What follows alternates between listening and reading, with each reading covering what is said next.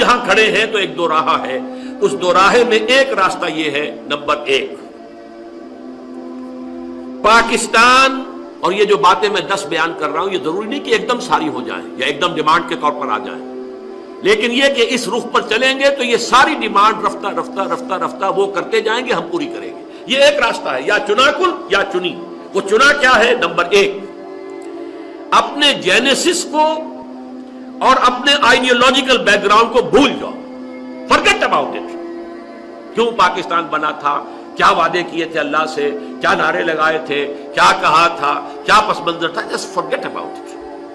اور ایک ideological Islamic state ہم نے بنائی ہے، اور ہم دنیا میں بقول قائد اعظم ہم عہد حاضر میں اسلام کے اصول حریت و اخوت و مساوات کا ایک نمونہ پیش کرنا چاہتے ہیں، اور بقول علامہ اقبال مبشر پاکستان، مفکر پاکستان، اگر جیسا کہ مجھے یقین ہے ہندوستان کے شمال مغرب میں ایک آزاد مسلمان ریاست قائم ہوگی تو ہمیں موقع مل جائے گا کہ ہم اسلام کے چہرے پر جو بدنما داغ آ گئے تھے دور ملوکیت میں، وہ چاہے دور بنو امیہ تھا یا دور بنو عباس تھا یا وہ ترکان عثمانی کا دور تھا، یہ بادشاہ لوگ تھے، انہوں نے اسلام کا حلیہ بگاڑا ہے، تو اسلام کو دنیا پہچانتی اس حوالے سے ہم اثر نو جو ہے اصل اسلام، ظاہر بات ہے کہ دور ملوکیت سے پہلے کا اسلام جو تھا وہ دورہ خلافت راشدہ کا اسلام تھا۔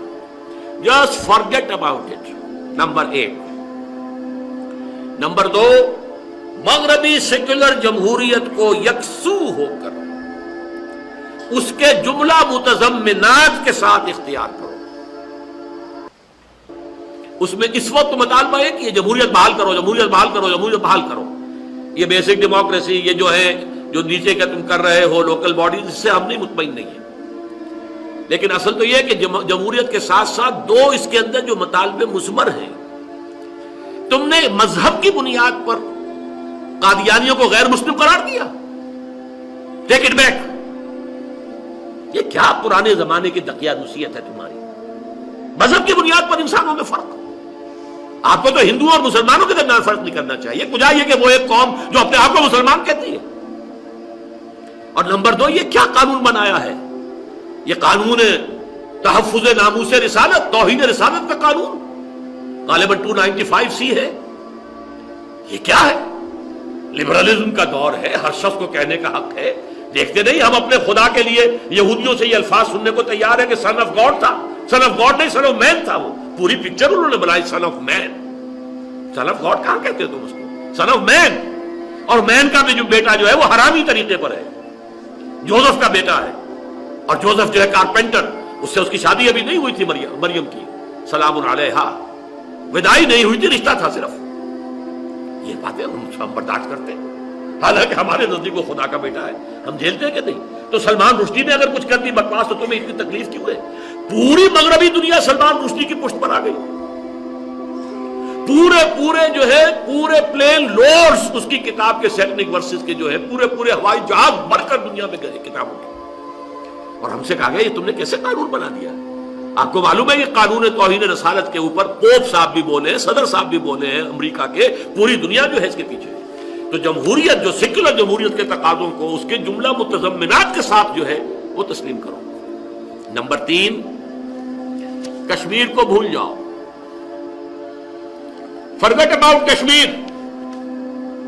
بلکہ اگر میں ترجمانی ذرا اپنے الفاظ میں کر رہا ہوں، اب تو اگر بھارت لائن آف کنٹرول کو مستقل سرحد ماننے پر تیار ہو جائے تو بہت غنیمت سمجھنا۔ کبھی ایک دور تھا جب بھارت کہتا تھا یہ اور تم نہیں مانے، اب تو بھارت اس کو بھی نہیں مانے گا۔ وہ تلا ہوا ہے حملہ کرنے پر آزاد کشمیر پر۔ آپ نے سردار عبدالقیوم کا بیان پڑھ ہی لیا ہوگا، پوری تیاری ہے۔ اور جس طریقے سے کہ آج بیان آیا ہے، آج کی سرخی تھی نوائب وقت کی، اب مسئلہ کشمیر کا نہیں پاکستان کا ہے۔ کہاں کشمیر کی باتیں کرتے ہو؟ آپ پاکستان کی خیر بناؤ۔ آپ کو معلوم ہے جب آیا تھا لاہور واجپئی تو کہیں نواز شریف صاحب نے اپنے اسی خلوص و اخلاص میں کہیں کہہ دیا، اور سمجھتا تھا کہ شاید یہ بھی ریسیپروکیٹ کرے گا، کچھ نہ کوئی بات اچھی کہے گا، کہ کشمیر کے بغیر پاکستان نامکمل ہے۔ فوراً جواب ملا ہے پاکستان کے بغیر بھارت نامکمل ہے۔ یہ جواب تھا واجپئی کا، دوستی کی ہائٹ پر۔ وہ تو دوستی کا وقت تھا نا، انتہائی دوستی کی ہائٹ پر بھی یہ شے تھی جو اس کے دل کے اندر سے تھی، وہ باہر آئی ہے۔ نمبر 4، اپنا یہ نیوکلیئر پروگرام رول بیک کرو، ختم کرو، سی ٹی بی ٹی پر فوراً دستخط کرو۔ کہاں تمہارے دماغ میں خناس آیا ہے؟ تم نیوکلیئر پاور بننا چاہتے ہو؟ کھانے کو تمہارے پاس دانے نہیں ہے، معیشت کا تمہارا دیوالا نکل چکا ہے۔ دیوالا تو تم ہو چکے ہو، یہ تو ہم نے تمہیں کوئی سپورٹ دے کر، جیسے لائف سپورٹس ہوتی ہیں، وہ مریض پڑا ہوا ہے، اس کی اصل موت تو واقع ہو چکی ہے، لیکن لگا رکھی ہے نلکیاں، کوئی پیس میکر بھی لگا ہوا ہے دل کے اندر بھی، وہ بھی اس کو دھکے دے دے کر چلا رہا ہے، اور کوئی آکسیجن بھی لگی ہوئی ہے۔ اس طرح کا تو تمہارا معاملہ ہے۔ نمبر 5، جہادی تنظیموں کو کچل ڈالو۔ ہماری ابھی تک کی جو حکومت ہے اس نے ذرا ڈٹ کر باتیں کی تھیں، کہہ رہا ہوں، اب کیا کریں گے یہ تو دیکھا جائے گا، ٹو بی سین، کہ یہ تو خود تم نے پیدا کی ہے، تم نے افغان جہاد کے اندر یہ جہادی تحریکیں برپا کی ہے، تو ان کو تم نے دودھ پلا کے جو ہے اس کو پروان چڑھایا، لیکن یہ اب کیا ہوگا یہ میں کچھ نہیں کہہ سکتا، کہنا چاہتا نہیں، اس لیے کہ ہم نے یہ طے کیا ہوا ہے اور کمٹمنٹ دی ہوئی ہے کہ ہم اپنے اجتماعات میں کوئی سیاسی بات نہیں کریں گے، وقتی سیاست ہے اس پر بحث نہیں کریں گے۔ نمبر 6، طالبان سے تمام روابط ختم کرو، اس کے گھیراؤ کو جو ہم نے اسکیم بنائی ہوئی ہے اس کے اندر ہمارا ساتھ دو، اسامہ ابن لادن کو پکڑنے میں ہمارا ذریعہ بنو۔ نمبر 7، جیسا کہ میں نے کہا تھا یہ چیزیں ایک دم نہیں آئیں گی، لیکن یہ ایک راستہ ہے، دو راہ ہے، ادھر جائیں گے تو 1 میل 2 میل 3 میل 4 میل آگے آتے جائیں گے نا، یہ سنگھائے میل ہیں اس ایک راستے کے۔ نمبر 7، دینی مدارس پر کریک ڈاؤن کرو، اول تو انہیں ختم کرو۔ علیحدہ دینی مدارس کہاں ہیں؟ ترکی میں ہے، سعودی عرب میں ہے، یہ آزاد دینی مدارس جماعتی دارت سارے حکومت کے تحت ہونے چاہیے، اور یہ خطیب حضرات جو چاہتے ہیں منہ میں آتا کہہ دیتے ہیں، یہ جمعے کے خطبے ہو رہے ہیں، کنٹرول کرو انہیں۔ کیا ترکی میں کوئی خطیب جو چاہے تقریر کر سکتا ہے؟ کیا سعودی عرب میں کوئی خطیب جو ہے جو اپنے جی میں آئے بیان کر سکتا ہے؟ تو مدارس بھی ختم کرو، دینی تعلیمات کو شامل کر لو اپنی کالجوں میں، یونیورسٹیوں کے اندر جو بھی ہے، اسلامیات تم نے رکھا ہوا کچھ اور رکھ لو، ایک شریعت کالج علیحدہ بنا لو، ایک خاص حد سے آگے جا کر، جیسے سعودی عرب میں ہائی اسکول کی تعلیم بالکل مشترکہ ہے، تمام علوم جدید بھی اور قدیم بھی اس میں پڑھائے جا رہے ہیں، دین کی بھی تعلیم آتی ہے۔ اس کے بعد یہ کلیت الشریعہ ہے، یہ کلیت اصول الدین ہے، یہ کلیہ فلاں طب کا ہے، یہ کلیہ جو ہے ہندسے کا ہے، انجینئرنگ کا، کلیات میں چلے جاؤ۔ لیکن یہ شکل جو دینی مدارس کی ہے، جو پاکستان اور ایران میں خاص ہے، صرف 2 دنیا کے یہ مسلمان ممالک ہیں، مجھے اور ہو سکتا ہے کسی اور جگہ بھی ہو لیکن میرے علم میں نہیں، جہاں دینی مدارس آزاد ہیں۔ انگریز کے دور میں بھی، جب انگریز کی جو ہے ایک طرح کی تھوڑی سی حکومت ہی کہہ لیجئے کہ ایران کے اوپر بھی تھی، اگرچہ ڈائریکٹ رول کبھی نہیں کیا انگریز نے ایران کو، وہاں اس وقت بھی ان کے دینی ادارے بالکل انٹیکٹ رہے۔ اسی طرح ہندوستان کے اندر بھی دینی ادارہ دیوبند یہ اپنی جگہ پر انٹیکٹ رہے، چلتے رہے، اور اب بھی وہ آزاد ہے، یہاں بھی آزاد ہے، لیکن انہیں ختم کرو۔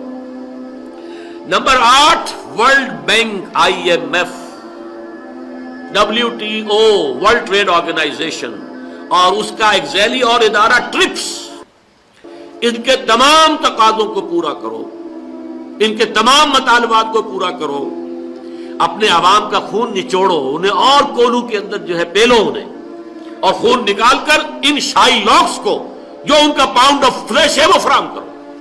یہ ٹرپس جو ہے آپ نے بھی شاید پہلے ہی سنا ہو، آج میرے علم میں بھی حال ہی میں یہ بات آئی ہے کہ یہ ایک اور ذیلی معاہدہ ہے WTO کا، اور وہ ذیلی معاہدہ یہ ہے کہ دنیا میں بیج جو ہیں ان کی ڈسٹریبیوشن کا کام صرف جو ملٹی نیشنلز ہیں ان کے ذریعے ہوگا، کوئی ملک یا اس کے شہری، اس کے کاشتکار اپنے پاس بیج نہیں رکھ سکیں گے، قانوناً جرم ہوگا۔ اور اس کی وجہ کیا ہے؟ وہ یہ کہتے ہیں کہ ہم نے جو یہ مختلف اجناس ہیں ان کے اندر جینیٹک جو ڈیولپمنٹ کی ہے، جس سے کہ نئی اجناس کی شکلیں پیدا ہوئی ہیں، جس سے پیداوار زیادہ ہوتی ہے، یہ تو ہے، صحیح ہے، یہ ہم نے ریسرچ کی ہے، بہت اس میں پیسہ خرچ کیا ہے، تو اس کا جو اب ادارہ قائم ہو رہا ہے وہ کیا ہے؟ یہ ٹرپس کیا ہے؟ یہ ہے trader related intellectual property rights, trade oriented related TRIPS, intellectual جو ہم نے کام کیا ہوا ہے، یہ بیج جو ہے ہم نے ڈیولپ کیے ہیں، لہذا اس کے اوپر ہمیں نفع ملنا چاہیے. ہم صرف ڈیل کریں گے. کوئی ملک جو WTO کے تحت آ جائے گا وہ اپنا بیج پیدا نہیں کر سکے گا, نہ کوئی کاشتکار اپنے پاس بیج رکھ سکے گا. یہ ہے جس کے خلاف ایک تحریک بھی ہمارے ملک میں چلی ہے. یہ دنیا اسلام بیداری کونسل کے نام سے اس میں انہوں نے تحریک بھی کی ہے اور پشاور میں کوئی سیمینار بھی کیا ہے. یہ چوتھا ادارہ ہے جو یہ گلوبلائزیشن, یہ جس کو میں نے ایک مرتبہ تقریر کی تھی تو کہا تھا گلوبلائزیشن, اور یہ دنیا میں کہا جا رہا ہے یہ گلوبلائزیشن ہے کہ پوری دنیا کی معیشت کو ہڑپ کر جائیں, باقی صرف رہ جائیں ہمارے رحم و کرم پر. ہماری ملٹی نیشنلز ہوں گی, انہی کی حکومتیں ہوں گی, انہی کے ملازم ہوں گے. عام آدمی جو ہوگا پاکستان کا, ہندوستان کا, کہیں اور کا, وہ ورکر ہوگا, اسے تو سبسسٹنس لیول دیں گے. باقی کچھ ان میں ذہین جو ہوں گے انہیں مینیجرز بنا لیں گے, ایگزیکٹوز میں لے آئیں گے, انہیں لاکھوں کی تنخواہ بھی دے دیں گے. لیکن یہ ہے کہ بہرحال ان سے خرچ بھی سارا کرا لیں گے اور وہ کنزیومرزم کے تحت وہ واپس بھی ہم لے لیں گے. بس یہ نظام ہوگا پوری دنیا کے اندر. آزادی, ٹریڈ آزادی ختم. آزادی اس کی ختم کہ آپ امپورٹ کے اوپر کوئی قدغن لگا سکے, کوئی امپورٹ جو ہے اس کے اوپر ٹیکس لگا سکے, کوئی اپنی لوکل انڈسٹری کو پروٹیکٹ ختم نہیں کر سکتے, بالکل نہیں کر سکتے. آپ کو سارے اپنے دروازے کھول دینے ہوں گے ہمارے ملٹی نیشنلز کے لیے. اور یہاں تک کہ اب تو زراعت پر میں آ گیا, ٹریڈ اور جو ہے انڈسٹری اس کا معاملہ تو دور رہا WTO جو ہے, لیکن یہ جو ٹرپس ہے اس نے تو گویا کہ زراعت کو بھی پورے طور پر شکنجے میں لینے کے لیے کہ یہ ہمارے جو ہے پروپرائٹری رائٹس ہیں, ہم نے ڈیولپ کیے ہیں یہ بیج, لہذا ان سے ہمیں نفع ہونا چاہیے. صرف ہم جو ہے سپلائی کریں گے اور بیچیں گے اور کوئی ملک یہ کام نہیں کر سکے گا. یہ ہے جو اس وقت پوری دنیا میں ہو رہا ہے. اس لیے میں نے کہا ورلڈ بینک, IMF, WTO اور TRIPS ٹرپس, ان کے تمام تقاضوں کو بتمام و کمال پورا کرو اور اپنے عوام کے خون کو اور نچوڑ کر ہمارے شائلاکس کو جو ان کا پاؤنڈ آف فلیش ہے فراہم کرو. نمبر 9, بھارت کو سیدھے سیدھے ریجنل سپر پاور کی حیثیت سے تسلیم کرو, اس کے سامنے سر جھکاؤ اور صرف 10 گنا بڑا نیپال بننے کے لیے ذہناً اور جذباتی طور پر تیار ہو. تمہارے اور نیپال میں اتنا ہی فرق ہے, رقبہ تمہارا 10 گنا ہے بس. باقی جس طرح وہ تابع محمل ہے بھارت کا, ایسے تمہیں بننا پڑے. اور آخری 10ویں بات, یورپی اور بھارتی ثقافت کی جو یلغار ہے اس کے لیے اپنے دروازوں کو کھول دو. اور جو تحریک فیمنزم کی ہے جس کے 2 بڑے لینڈ مارکس جو ہے وہ قاہرہ کانفرنس اور بیجنگ کانفرنس تھی, اس کو فروغ کے لیے NGOs کے لیے کھلی میدان دو اپنے معاشروں کے اندر کہ وہ جس طرح چاہیں اس کے اندر سے, اس معاشرے کے اندر سے جو ہے کرپشن اور اس کے اندر سے یہ آئلی نظام کے خاتمے کا معاملہ کرتے. یہ 10 نکات ہیں کہ اگر ہم پورے کریں گے تو ہمیں سپورٹ ملتی رہے گی, ہمیں قسطیں ملتی رہیں گی, ہمارے قرضوں کی ری شیڈولنگ ہوتی رہے گی, ہمیں کسی وقت کرائسس میں آ کر کچھ نہ کچھ شاید بیل آؤٹ کرنے کے لیے کوئی اور قدم بھی اٹھا لے, بشرطے کہ یہ راستہ ہے.